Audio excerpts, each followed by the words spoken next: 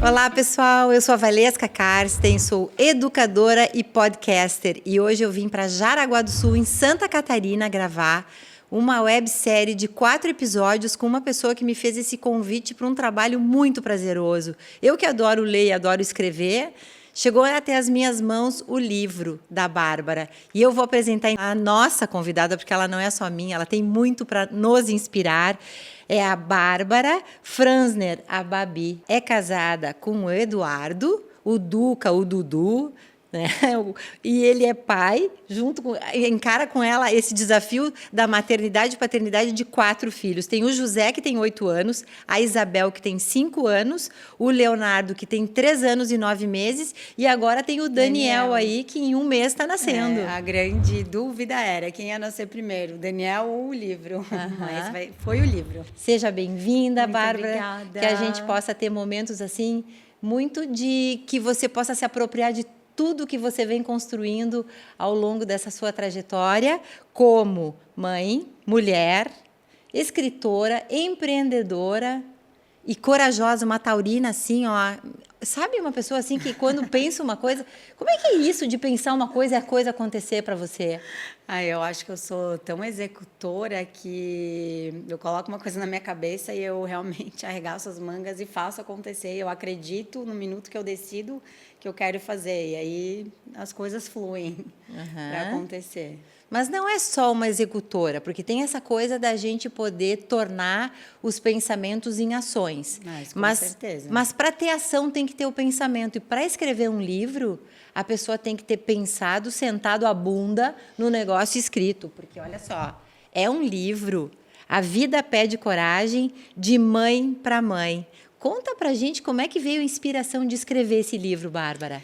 Desde pequena, eu sempre amei escrever muito, assim, eu falo até em vários momentos do livro que, para mim, escrever é uma forma de colocar os meus pensamentos em ordem, de me conhecer mais profundamente. Então, a minha escrita é como se ela me levasse para um lugar de acolhimento comigo mesma. E a maternidade foi a grande transformação da minha vida. É algo que eu sempre amei escrever desde menina, mas quando eu me tornei mãe, eu senti mais necessidade da escrita, né? Nos desafios, nos momentos de se redescobrir, de se refazer, que a gente se desconstrói tantas vezes na maternidade, né? No meio de tudo tem a empresa.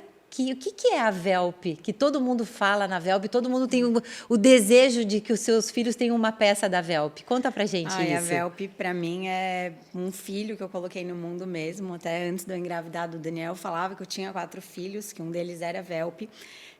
Foi uma marca que eu criei literalmente assim na sala da minha casa quando eu estava grávida da Isabel, minha segunda filha. O José tinha 1 ano e 6 meses, mais ou menos, quando eu tive a ideia de criar a Velp. A Velp nasceu do meu olhar de perceber a falta no mercado nacional de uma marca com as roupas práticas, confortáveis, que a gente trazia de fora, né? Sim, aquela coisa que toda mãe tem o desejo de viajar para comprar fora o seu enxoval. E aí eu li no livro uma parte, depois a gente vai ter um episódio só falando da Velp, mas assim, só para dar um spoilerzinho, que ela pensou, se as pessoas têm que viajar para comprar as coisas lá, porque eu vou fazer isso aqui. E aí ela fala que ela é uma executora, mas ela tem um olhar sensível. E aí foi de ter algumas peças compradas para o José lá fora, você guardou as que mais gostou e aí foi pensando...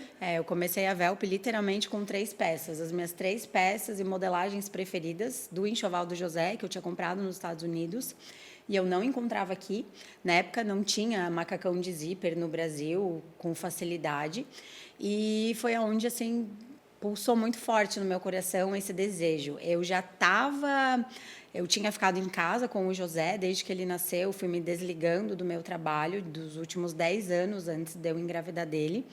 E eu estava com ele em casa, ele já estava com 1 ano e meio, e aconteceu uma situação, que eu até conto no livro, que ficou muito claro para mim que, embora eu estava apaixonada por ser mãe 24 horas por dia, dona de casa, mas eu comecei a sentir um desejo muito forte no meu coração de que eu queria voltar a fazer algo por mim também. Sim, e algo que também não ficasse de lado a maternidade. Isso, eu queria, exatamente, eu não queria voltar a trabalhar para o mercado de trabalho tradicional, porque eu não queria não viver esses anos de ouro, né, da primeira infância do meu filho, e daí grávida também, agora ia começar a passar por tudo de novo, mas eu senti que eu precisava colocar mais alguma coisa nessa equação da minha vida de mãe. Sim, e aí, Bárbara, eu te interrompo para reconectar com coisas que eu li e que fez muito sentido, né? Porque todo livro, para te pegar, ele tem que ter uma história que se conecte com algumas coisas.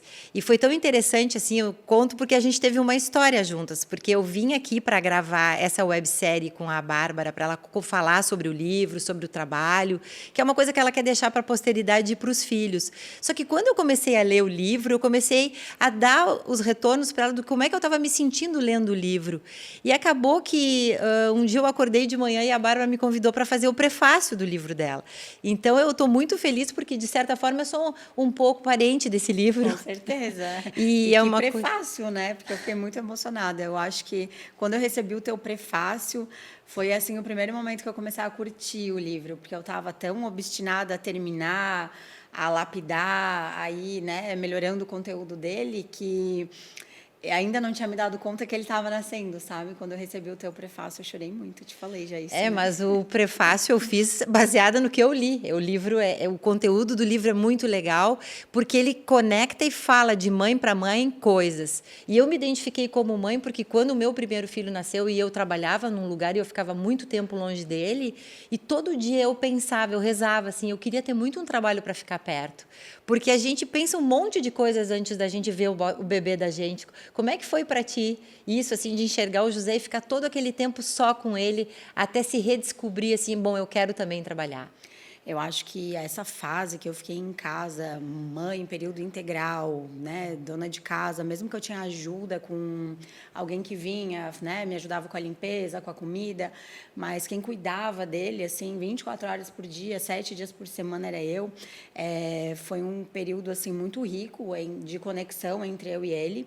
E eu também acho que moldou muito, assim, a mãe que eu sou e a forma com que eu consigo ter empatia com outras mulheres também. Porque como eu vivi vários cenários, eu fui a mãe que ficou em casa, eu fui a mãe que viu o dia passar em câmera lenta, a mãe que não perdeu nada, mas também a mãe que, às vezes, no final do dia, se sentia, caramba, eu não tenho nada para conversar com meu marido agora de noite, a não ser fralda, comida, que eu tô exausta, brincadeira, tá mesmo, que eu tô exausta. Que o nenê, o narizinho ficou trancado, que não... Exatamente, Sim. sabe? Então, assim, Sim. eu acho que hoje, o fato de eu ter vivido essa realidade, depois eu ter ido para o universo de empreender, faz com que eu consiga transitar entre dores e sentimentos de outras mães de uma forma que talvez se eu tivesse voltado para o mercado de trabalho, não tivesse vivido essa pausa, eu não teria esse olhar.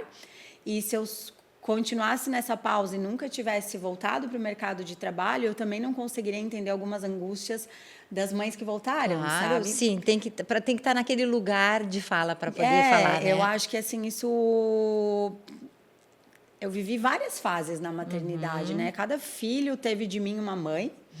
E eu também, no momento que eles chegaram, recebi eles de uma forma diferente, sabe? E o que eu amo muito no meu trabalho da Velp é justamente isso, assim, que a Velp me possibilitou me reencontrar, além da maternidade, sem que eu precisasse deixar a maternidade de lado. Sim. Eu sempre fiz muitas coisas com as crianças junto. Nos momentos que eles estavam fazendo soneca, trabalhei muito de noite. Isso não é algo assim que eu penso, nossa, é a receita do sucesso, porque eu sei que não é o caminho, né? mas uma forma que eu encontrei ao longo Até que o desses sucesso anos. é uma receita de muitos ingredientes, né? Exato. Mas assim, às vezes quando muita gente chegava, meu Deus, como tu dá conta? Eu tenho algumas amigas que ficam me zoando assim, Babi, onde come? Onde vive? Como dorme? Por que não dorme? Tipo, brincando assim de falar como que eu faço o dia ter mais horas, mas muito foi porque eu realmente assim ia dormir muito mais tarde. Depois que eu colocava as crianças para dormir, eu me dedicava nas coisas da Velp burocráticas. Mas eu também não perdi uma soneca, eu estive com eles no parquinho. Daí, nesse momento, enquanto eu estava ali com eles, eu conheci outras mães, outras histórias. Eu apresentava a minha marca e a pessoa virava cliente. Eu tenho clientes até hoje que eu conheci numa sala de pediatra, num parquinho, que foram pessoas que a maternidade trouxe para a minha vida e o fato de eu estar com os meus filhos num horário de trabalho, eu consegui ir trabalhando e estando com eles. Eu imagino, porque é fazer imaginar o que produzir, comprar toda a matéria-prima, fazer isso acontecer e depois se ocupar da venda, do pós-venda, de entrega. Eu era quem fazia tudo, Depois né? dizem que é sorte, né? Exatamente. Se tem uma coisa que nunca vão poder falar da minha trajetória é que foi sorte, porque eu realmente dei duro. E Bárbara, assim, por exemplo, para chegar numa linearidade de um livro, de escrever em ordem cronológica, você ia fazendo assim anotações, pequenos relatos do como é que estava, porque não tem como sentar uma vez e lembrar tudo. O José já tem 8 anos. Não foi assim. A história do livro, ela foi realmente assim um caminho sem linearidade, assim, não foi uma linha reta. Eu tinha o desejo no meu coração de escrever. Eu escrevia, por exemplo, crônicas de algo que aconteceu, o desmame, o parto, um dia que eu fiquei muito triste ou sensibilizada com algo. Então, eu escrevia, às vezes, um texto sobre a dor que eu estava sentindo de alguma coisa, E da falta escrevia de assim à algo. mão, escrevia no computador. Eu normalmente escrevia à mão, depois eu passava para o meu celular e eu postava no Instagram da Velp. Então, sim. desde que a Velp existe já há 6 anos, desde que eu comecei a Velp, sempre foi uma marca muito humanizada. Então, assim, eu sempre troquei muito com outras mães, né, pelo Instagram. E esse desejo de transformar tudo isso num livro veio justamente de como elas se sentiam conectadas com os meus textos. Sim. Uma vez, eu não estava trabalhando ainda, eu ainda não tinha me dado conta de que eu queria empreender, e eu escrevi um texto sobre o doce amargo da mãe que escolheu ficar em casa. Esse texto até acabou saindo em outras páginas, enfim, foi um texto que muitas mulheres que estavam em casa em período integral se conectaram, que fala muito sobre um trabalho invisível, que às vezes até pra gente, né? Que não tem contra-cheque, não tem reconhecimento muitas vezes da sociedade, e o quanto às vezes é difícil pra gente lidar com isso. Então, Tem até uma parte do livro que você fala que num almoço em família, onde estava todo mundo contando as suas conquistas profissionais, e você se sentiu assim, poxa, eu não tenho nada para contar disso, mas onde é que estão as outras coisas que eu venho fazendo, né? Nesse dia foi o dia que foi a minha virada de chave. Foi alguns meses depois desse texto da mãe que escolheu ficar, do doce amargo da mãe que escolheu ficar em casa, que foi o dia que eu me dei conta de que eu não estava mais 100% satisfeita com a minha escolha. Sim. Porque eu fiquei bastante mexida nessa conversa. E eu sei que não foi por mal que eu não tive voz naquele dia. E aí, nesse dia, eu entendi... Era o teu trabalho invisível. Era que eu mesma estava olhando para aquele momento já como algo invisível e que era hora de eu acrescentar algo nesse trabalho. Sim. Então, as minhas clientes, seguidoras, enfim, elas foram se conectando com os meus textos, começaram a me mandar, nossa, tu escreve muito bem, Babi. É hora de, né, deverias escrever um livro. E eu fui alimentando isso, assim, dentro de mim, sabe? Fui dividindo em inúmeros textos, em inúmeros momentos, sentimentos, fases da minha maternidade, né? Porque com 3 crianças em idades diferentes, mas tão pequenos, eu tinha muita coisa para dividir, né? 3 crianças, no meio disso uma empresa, depois um livro e um bebê nascendo, quer dizer, são 7 filhos, Exato. considerando a Velp e o livro. Exatamente. Aí eu fui sempre dividindo, recebendo o carinho das pessoas, sentindo que, de fato, o que eu estava trazendo para elas estava fazendo uma diferença, sabe? Como se os meus textos dessem um abraço quentinho, às vezes, para uma mãe que naquele dia precisava ouvir algo de que ela não está sozinha, de que não é só ela que se sente assim. Então, eu fui juntando todos esses textos no momento que eu decidi que eu queria escrever o livro mesmo, que eu ia ter coragem de escrever o livro mesmo. E ele não nasceu já na ordem que ele está aqui agora, né? Nessa ordem cronológica, porque eu não contei a minha história, eu contei fragmentos da minha história, sem ser assim, seguidos os últimos 7 anos da minha vida, por exemplo. Sim, mas tem coisas muito, muito fortes ali e que por nada você não é assim, né? Tem a história, gostaria que você quiser compartilhar, mas a história da gravidez da sua mãe quando ela ficou grávida de você, né? Como é que foi isso? Que idade tinha a sua mãe? A minha mãe tinha 16 anos quando ela engravidou de mim. E ela descobriu que estava grávida no pediatra. Isso é muito bom. Ela desmaiou no hino nacional da escola. Ligaram para minha avó buscou ela e levou ela para o pediatra. Então, o pediatra, né, falou, olha, sinto muito, dona Vera, mas eu não posso mais cuidar da Leila, porque agora são 2 vidas. Então, foi assim que a minha mãe descobriu que estava grávida, que minha avó descobriu que a filha de 16 anos estava grávida. E meu pai também era muito novo, ele tinha 18 anos. E imagino, e a reação do seu pai quando ela contou, eles eram namorados ou eles estavam assim... Na verdade, a minha mãe estudava num internato e ela engravidou numa vinda para casa, mas eles trocavam cartas, era tipo um namoro, que não era um namoro super sério. Mas deu um match aí, idade, né? Eu passei muitos anos da minha vida achando que no dia que contaram para o meu pai, ele levantou e vamos casar. Mas um dia eu conversei com a minha mãe, já muito mais velha, ela falou, não. Primeiro a gente contou a notícia, ele ficou em pânico, deu uns 2, 3 dias de sumiço, daí ele chegou, não, vamos casar. Mas o que me surpreende muito, assim, na história deles, a reação do meu avô... E eles são casados até hoje? São casados até hoje. Pensa num casal que, de fato, assim, era a água e o vinho, não tinha nada a ver de jeitos, assim, tudo que... Mas você conta que com seu marido também é assim, vocês são muito diferentes, né? Muito diferentes, exatamente. Mas os meus pais, ninguém acreditava que eles ficariam casados tanto tempo. Diz que no casamento deles, o amigo que apostou mais tempo falou que eles iam ficar casados 6 meses. E eles estão casados, acho que esse ano eles completam 36 anos de casados. Então, os teus avós acolheram? Acolheram. O meu avô falou para minha mãe, que ela sempre me fala que isso foi muito forte assim para ela, que quando ela contou, ele falou, filha, se isso aconteceu contigo foi porque eu não fui teu amigo o suficiente. A partir de hoje tu vai ter o melhor pai e o melhor amigo da tua vida. E se o Jackson não quiser assumir esse filho, eu vou assumir esse filho. Então, imagina, minha mãe tinha 16 anos. Imagina, uma criança. Desde pequena, assim, eu sempre olhei para essa história e olhei para a minha vida como que eu tinha a obrigação de honrar isso. Porque eu sei que, né, a minha mãe abriu mão da adolescência dela, o meu pai também, querendo ou não foi quem engravidou, mas também tinha 18 anos. Então, muita coisa na vida deles tomou caminhos totalmente diferentes, porque eles construíram uma família muito antes da hora, né? Então, eu tenho muito orgulho deles, porque eu acho que eles fizeram a escolha mais difícil.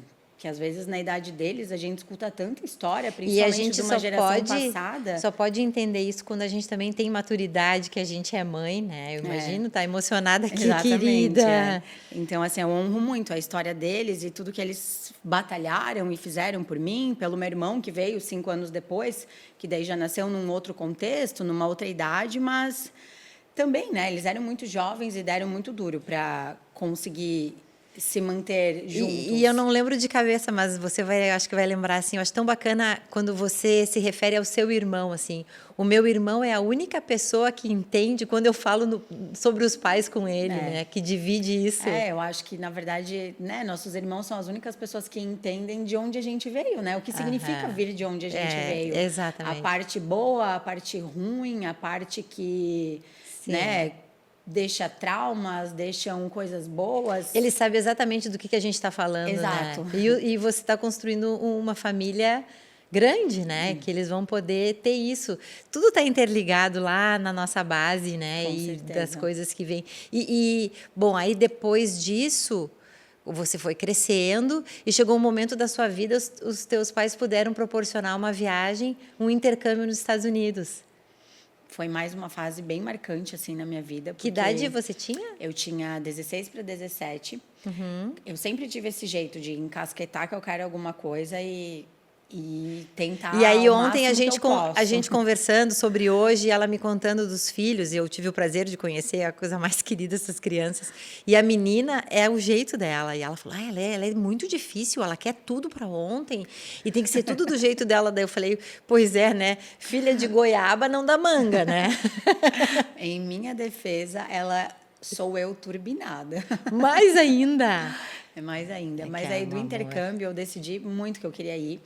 E eu insisti muito pro meu pai. Ele, nossa, mas tu é muito nova, além de ter a questão, né, do custo que seria o intercâmbio, mas ele tinha receio. Mas enfim, eu enchi o saco. Mas da onde veio o desejo de você fazer o intercâmbio? Você via amigas fazendo? Na verdade, 1 ano antes eu tinha ido para Disney com essa empresa que vendia o intercâmbio do high school.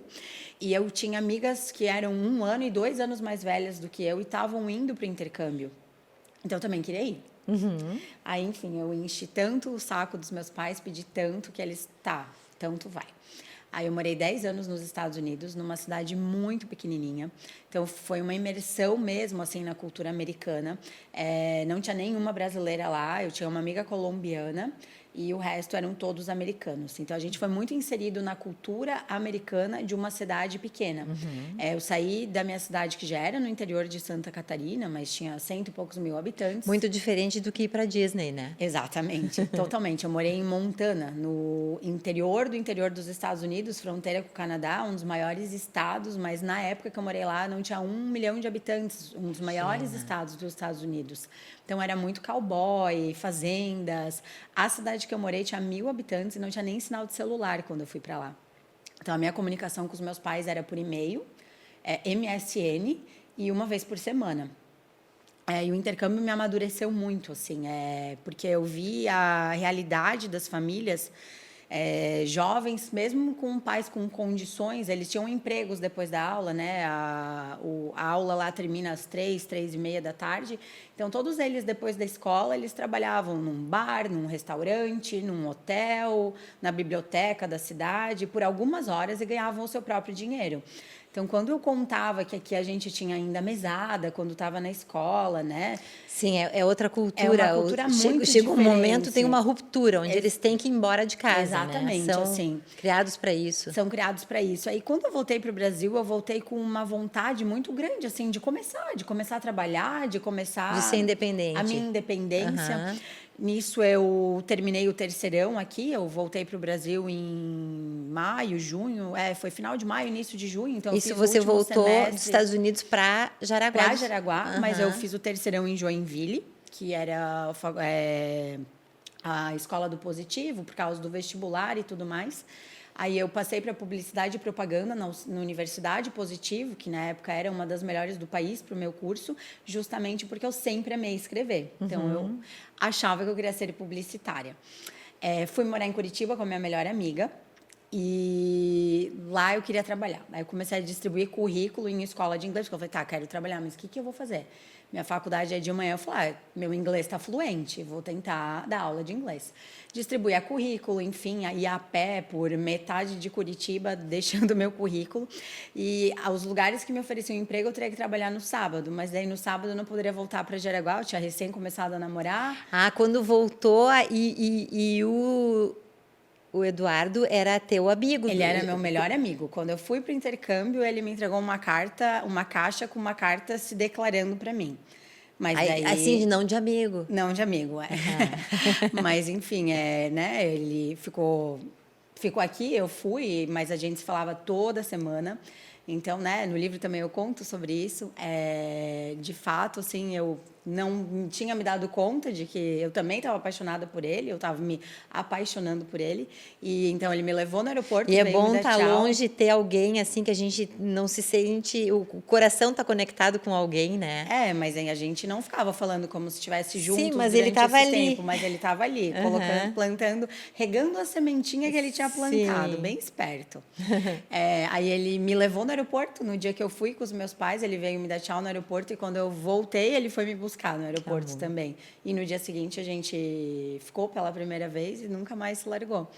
E aí eu já estava namorando quando eu fui para Curitiba, então há 6 meses, e acabei que Não queria trabalhar no sábado para ter um dia, um fim de semana para poder vir, namorar. exatamente. Aí deu 2, 3 meses de faculdade e eu me dei conta de que o curso assim não seria algo que eu iria trabalhar depois no futuro, porque na época a publicidade era totalmente de hoje em dia, eu me sentia bem deslocada para a turma que era super descolada, eu era bem tipo certinha e sabe, bem mais patricinha, assim, do que todo mundo da minha turma, sabe?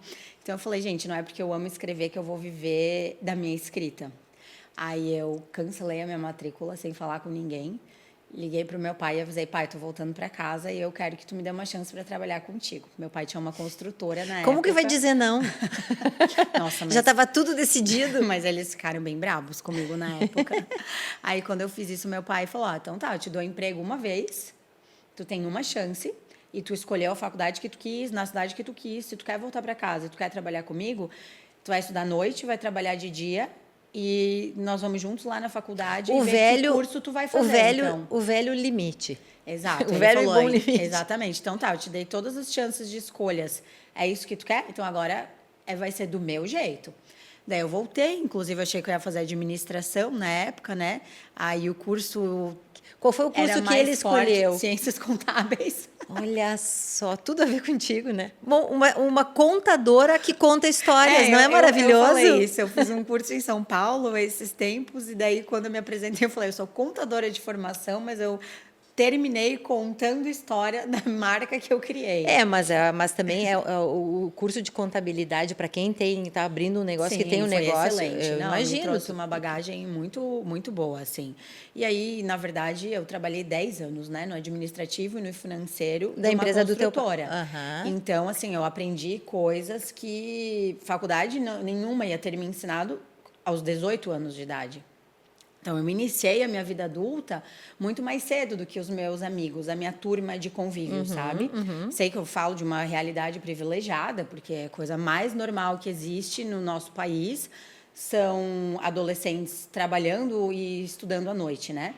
Mas no meu contexto, né, no meu grupo de amizades, na bolha em que eu vivia, que fizeram faculdade, começaram a trabalhar só depois da faculdade. A maioria não ficou morando na nossa cidade. Eu era uma das únicas que fiquei morando na nossa cidade.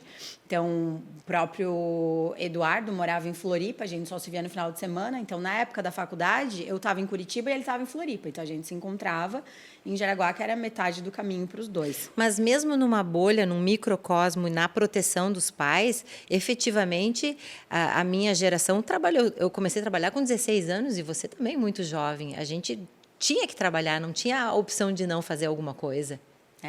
A minha geração já começou a trabalhar ali pelos 22, né? Que foi quando começaram a se formar. Então, eu sempre penso que o meu intercâmbio nos Estados Unidos foi o que me fez ter esse olhar. Sim. De querer crescer, de querer amadurecer mais rápido, de... Se independizar. Talvez isso estava dentro de mim, né? Eu já tinha isso pelo meu jeito de ser, mas eu acho que se eu não tivesse visto essa realidade, talvez eu nunca teria tido essa coragem de ter feito isso, que hoje eu olho para trás e tenho certeza que eu tomei a melhor decisão, sabe? E hoje, olhando para trás, assim, não dá... Você consegue pensar assim, nada foi por acaso. Tudo que eu aprendi, tudo que eu vivi faz sentido hoje para minha vida. Com certeza. Eu acho que nada que a gente vive é por acaso, né? É verdade. Eu acredito muito em Deus e eu acho que Ele costura as coisas na nossa vida de uma forma que nem sempre a gente vai entender no momento que acontece, mas depois vai fazer sentido. Sim, vai fazendo uma costura. E agora, se preparando aí para o quarto nascimento do quarto filho e voltando assim da primeira experiência da maternidade ali com o José. Então, a gente não falou a decisão de ficar em casa, isso a gente já entendeu. Mas e você, como é que foi depois que ele nasceu, o puerpério do José? Você sentiu assim aquilo, uau, tô passando por esse período? Olha, eu acho que cada filho passou por mim de uma forma diferente. Quando o assunto é puerpério, com o José, eu acho que eu tive alguns gatilhos mais sofridos, por exemplo, amizades. Foi algo que assim eu não tinha me dado conta que algumas grandes amigas se afastariam de mim nesse período, porque a gente está em fases muito diferentes. Se afastariam porque você está vivendo a maternidade e não está tão disponível. Né? Elas ainda estavam na fase de algumas faculdades, outras não. Elas não estavam eram namorando mães ainda. Não eram mães, não eram casadas. Sim. Nós sim. fomos os primeiros da nossa turma a casar, os primeiros a ter filhos. Então, assim, essa foi uma parte que pegou muito forte, assim, para mim no puerpério. Foi algo que eu precisei aprendendo a lidar e algo que eu precisei me reinventar, conhecer outras pessoas, até que, né, tudo foi se ajeitando. E se aguentar sozinha, né? Exatamente. No momento que precisa tanto de uma rede de apoio. Aí o relacionamento também é algo que, assim, como eu e o Duca, a gente sempre namorou desde novo e a gente sempre teve uma sintonia muito boa. Foi um casal, assim, que a gente não é de ficar tendo grandes brigas, a gente se entende muito bem, a gente é muito diferente, mas a gente sempre conversou muito.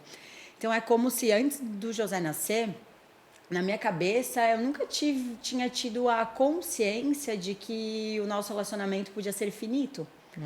É como se antes da gente ter filho, eu pensasse que agora é até que a morte nos separe. Foi isso que a gente prometeu na igreja. E quando José chegou, eu me dei conta de que não. De que a gente ia ter que se escolher todos os dias. E fazer os movimentos para se escolher todos os dias. Não tem atalho, mas tem uma hora que a maturidade chega e você tem que dar conta, né? Então, assim, a maternidade escancarou verdades que eu não via antes. E também tem uma outra realidade que é difícil, né? Porque o seu marido viaja muito.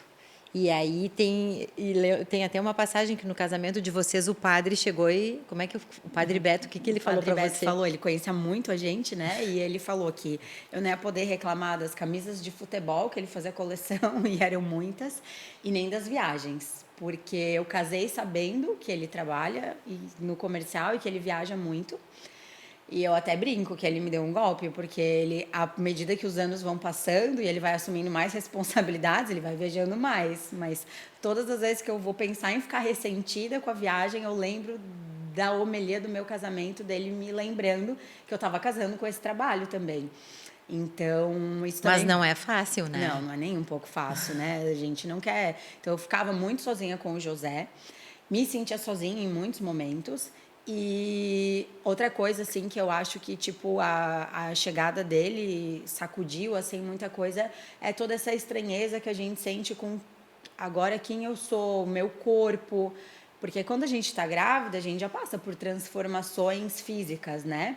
Só que, por mais que a gente se prepare para a chegada de um filho, parece que nada nos prepara de verdade para o que vai ser a chegada desse filho mesmo, sabe? Sim, dá conta de constituir uma pessoa. E assim, é esse sentimento de que a gente não é mais dono da gente, do nosso tempo, tá perdidamente apaixonada pela criança, teu bebezinho, mas ao mesmo tempo é uma sensação de corrente. E essa pessoa depende de você para tudo. E você se ocupa de cada minuto da vida daquele ser, né? E como eu sou muito intensa, então eu... nem dá para ver, não dá para perceber, né? Eu, de fato, assim, mergulhei profundamente na maternidade quando o José chegou. Mas o puerpério mesmo, assim, essa fase que muitas pessoas choram muito, tem muitas dificuldades, ele me pegou muito mais forte na chegada da Isabel do que do José. O José é como se aconteceu todas essas transformações, todos esses novos movimentos na minha vida, mas eu estava tão aberta para passar por tudo isso de desconhecido que eu encarei talvez com um pouco mais de leveza do que quando a Isabel chegou e eu tive que lidar com outros sentimentos da chegada de um segundo filho, Que daí isso é outra coisa que eu penso muito, assim, que a conta na maternidade, ela chega para todo mundo. Chega. Mesmo que em momentos diferentes. E eu acho que o primeiro filho tá tão enebriada de tanta novidade que a gente acha que tudo que a gente está sentindo é normal e que logo vai passar. Eu lembro, o puerpério para mim veio com a segunda, o nascimento da minha filha, onde de repente eu comecei a me sentir muito estranha. Eu tinha uma tristeza, ao mesmo tempo medo, uma série de coisas. E aí um dia eu conversei com o meu médico e ele me disse: imagina que os teus hormônios estão lá no dedão do pé, eles vão ter que equilibrar até chegar na tua cabeça, demora, calma, vai passar. Então eu vejo que na minha época, a Roberta hoje tem 25 anos, a gente não falava tanto sobre isso como agora. Né? E eu acho que você falando de cada puerpério e se conectando com as mães, dizendo assim: você está sentindo isso? Calma, vai passar. Mas demora para passar, né? E dói a passagem, né? Não, e dói, e a gente também precisa se lapidar para que passe, né? Vai passar, mas a gente também tem que fazer os movimentos para que passe. Para mim, pegou muito assim a chegada da Isabel, porque justamente o cenário das viagens eles já existiam, só que quando era só eu e o José, por mais que era muito cansativo, era uma mãe para uma criança. Quando chegou a Isabel, era uma mãe para 2 crianças. E 2 crianças pequenas, parece que é uma turma, né? Isso, é isso que eu falo, que só a mãe de mais de um filho entende que a matemática 1 mais 1 não é 2, quando se trata de criança. Porque os 2 estavam na fralda, os 2 dependiam de mim para tudo. Eu passei, assim, por situações que hoje eu olho e penso, caramba, eu podia ter me poupado. São 2 anos de forma. Nem 2 anos de... Eles têm, a Bel e o José, eles têm 2 anos e 2 meses de diferença. E depois o Léo e a Bel têm 2 anos e 1.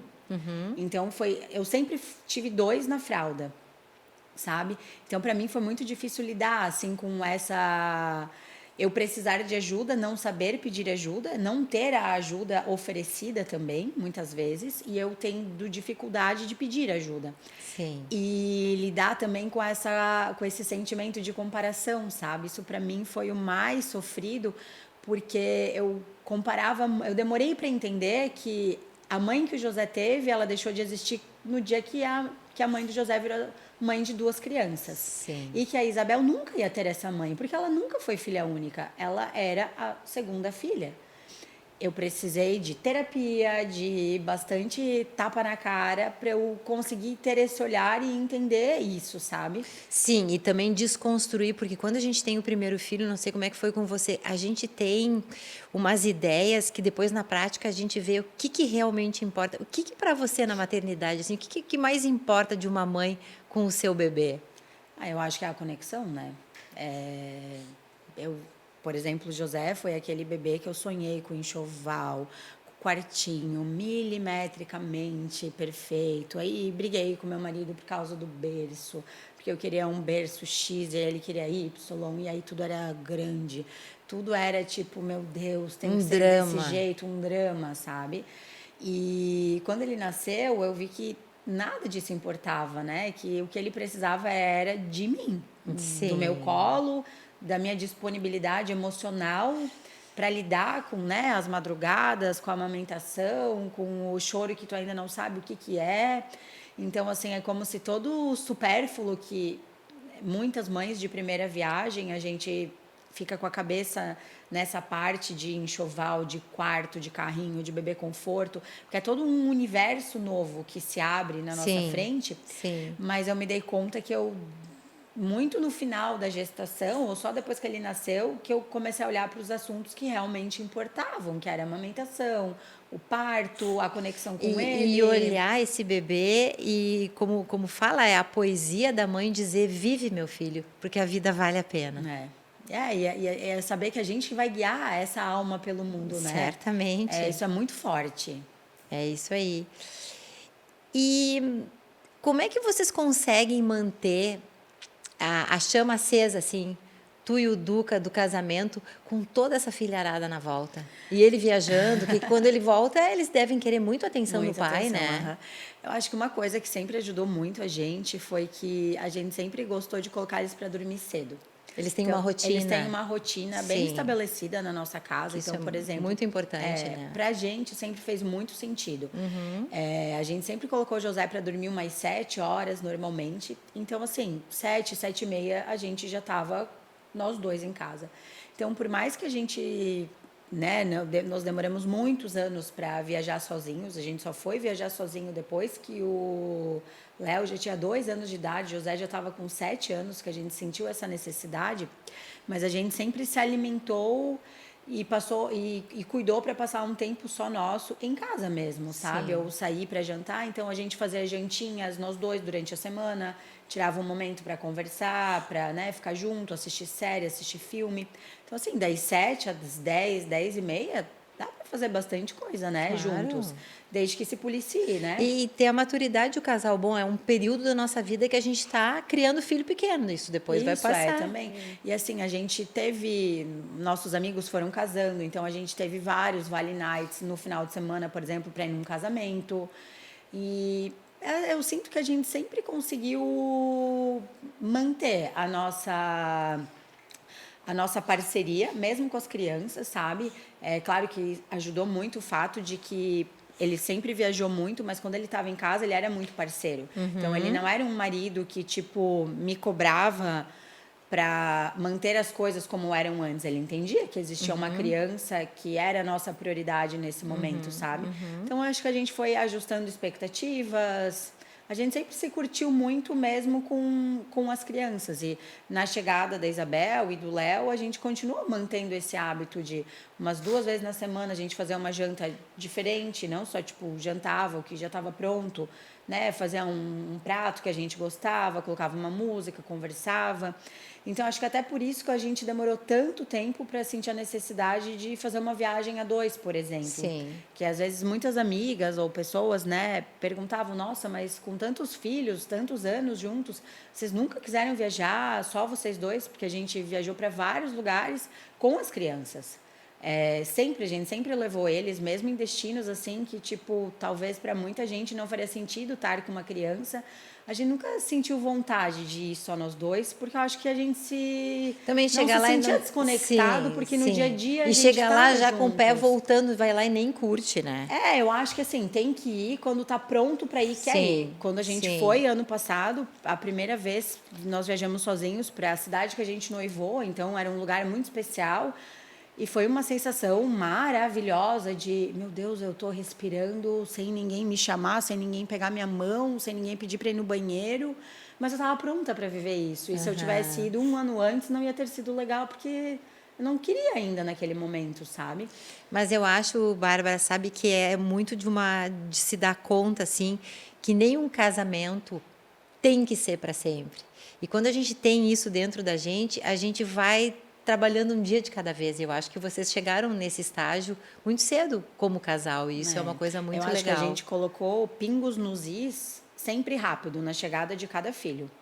Porque, por exemplo, o José trouxe para a gente a consciência de que a gente teria que se escolher, de que a gente teria que escolher fazer dar certo, que a gente ia ter que escolher continuar andando de mãos dadas. Eu falo muito assim para as minhas amigas que tiveram filhos depois, quando estavam indo para o segundo filho, que o primeiro filho ele muda a nossa vida, principalmente, né? A gente entra na maternidade, passa por todas essas questões de identidade, de amizade, muitas coisas. Mas o segundo filho, ele realmente coloca o casamento, tipo, em xeque, porque quando tu tem um filho, se eu tô cuidando desse filho, o meu marido tá tendo um tempo livre para fazer algo por ele. Quando ele tá com essa criança, eu consigo ter um momento para mim. Quando a gente tem 2 filhos, ou existe uma pessoa sobrecarregada, Sim. ou existe trabalho para todo mundo. Sim.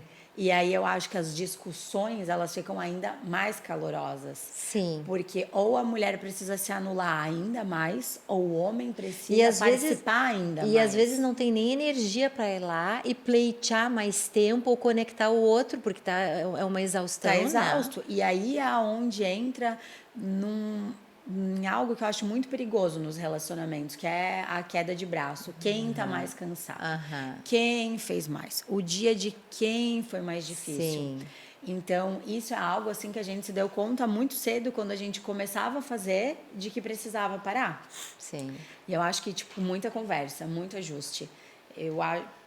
Para mim, assim, é muito claro que a gente conseguiu colocar todos esses pingos nos is porque a gente sempre teve esse costume de Sentar e falar conversar. como se sente, que aquela frase veio atravessada, que não gostou daquilo, que espera que tal coisa seja diferente. Mas às vezes tem muitas mulheres que ficam exaustas e não tem nem saco para conversar, e quando vê os casamentos terminam. Porque param de conversar. Nós precisamos terminar esse episódio, mas vem outros, né? Fica aí com a gente que em seguida vem o segundo episódio desse livro, A Vida Pede Coragem, com essa corajosa que tem muita história para contar.